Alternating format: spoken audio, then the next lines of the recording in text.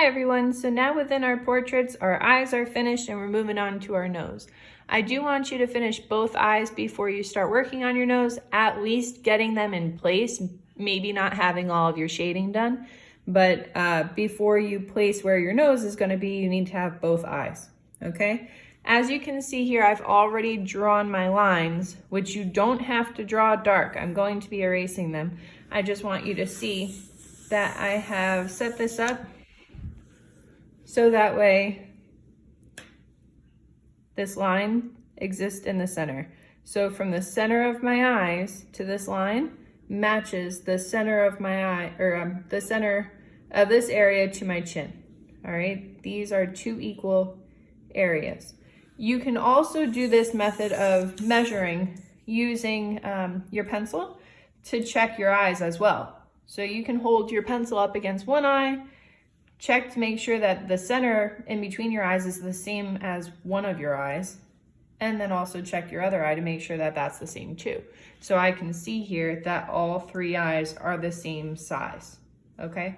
They're not gonna look exactly the same. I don't believe that anybody's face is perfectly symmetrical, and I know for a fact that mine isn't, but the distance from one eye, or from one side of the eye to the other, should be consistent all the way across for all three eyes, okay? Now, when we're starting to draw the nose, I wanted to show you, I've made a little paper of different balls of the nose. You might have a circular nose. You might have more of a diamond shape. You might have more of a tall oval or a wide oval. I have something kind of like this, kind of like a guitar pick. And the way that I'm going to be making that today is by making a sideways oval and then a U underneath. All right, so I'm gonna be making a nose for you. I know that that was messy, but I'm gonna be making a nose for you within this space so that you can see how I want you to fill up the space, okay?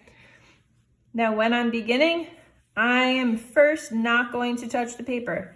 I want you to keep in mind that the ball of your nose, the part that you go honk honk when you're playing with a little kid, that part is the bigger part of your nose, not your nostrils. If right now you're making your nostrils way bigger than the ball of your nose, you're not gonna look human, okay?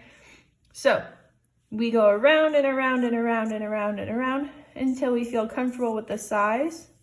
And like I said, I have more of a wide oval on top and then a U on the bottom, so it's the U that I'm gonna let touch the line underneath of this. And I'm gonna aim to make my nose a little bit bigger than I think I need to. Because again, this paper is larger and we need to fill it up. So we're gonna wind up making a face that's slightly larger than ours. Once I have my nose shape drawn, I'm going to add on my little U underneath, making sure that I'm making my U centered, connecting it to the sides. And again, I just think it's more relaxing, honestly, to use that muscle memory, go around and make a whole bunch of lines rather than make a line, erase the line, make a line, erase the line. This way you get to pick which lines you like and you're not stuck with the ones that you don't like.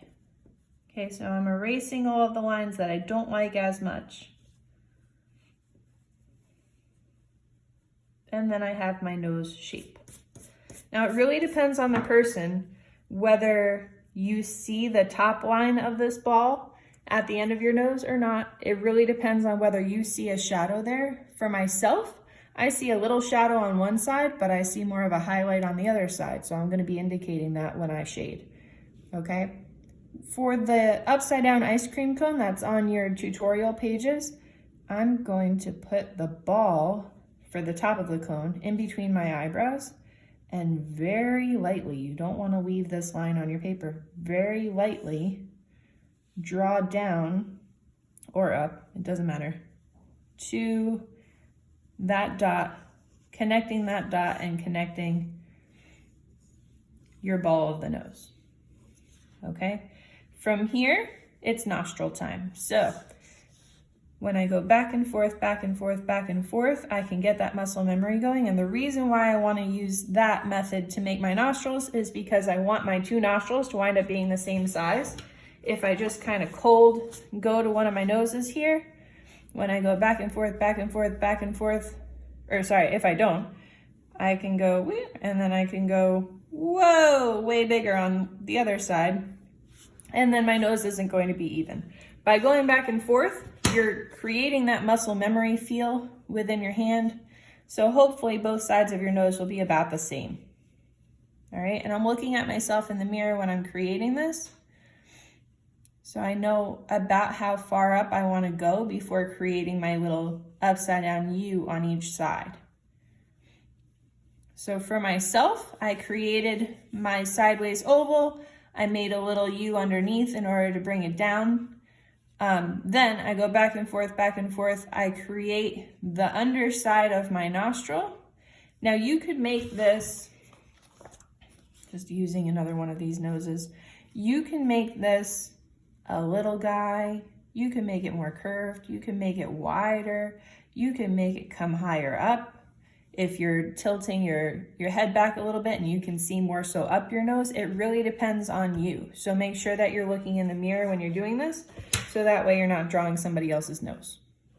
Okay? Once you have your ball of your nose, your upside down ice cream cone, your upside down U's, at that point you can make your nostrils. Please make sure that your outside of your nostrils do not touch your upside down U's, because what's going to happen is you're going to create something that looks like a bat wing. It's very unattractive. Okay? Instead of doing that, what we want to do, just going to darken this a little so that you can see, is we want to come down and underneath of our nostril. Now, not everybody has the outside nostril this shape. That's totally fine. I'm going to show you some other options. I'll actually probably make you another sheet like this, but that's how I want you to separate those two ideas.